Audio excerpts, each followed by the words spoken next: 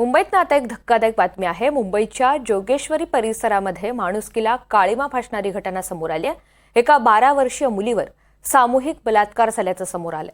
मुलीला एकटं बघून हे नराधम मुलीला त्यांच्या संजय नगर जोगेश्वरी येथील घरी घेऊन गेले आणि त्यानंतर या नराधमांनी मुलीवर आळीपाळीनं बलात्कार केला।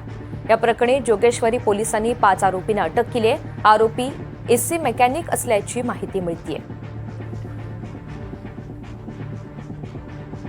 अक्षय कुडकेलवार आपल्याला या सगळ्या संदर्भात अधिकची माहिती देतील। अक्षय, अत्यंत धक्कादायक घटना, 12 वर्षीय मुलीवर सामूहिक बलात्कार झालेला आहे। आरोपींना अटक करण्यात आले।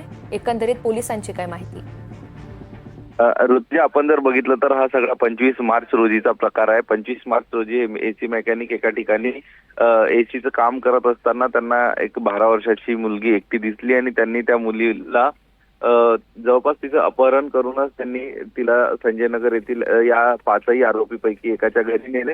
त्यावरती त्या मुलीवरती सामूहिक अत्याचार करण्यात आला आणि यानंतर त्या मुलीला दादर येथे सोडण्यात आलं आणि या सगळ्या प्रकरणात ती मुलगी मुलीचा शोध सुरू असताना ती मुलगी दादर परिसरात पोलिसांना आढळून आली आणि त्यानंतर या सगळ्या प्रकाराचं जे आहे बिंग फुटलं आणि त्या मुलीकडनं तक्रार नोंदवून घेण्यात आली।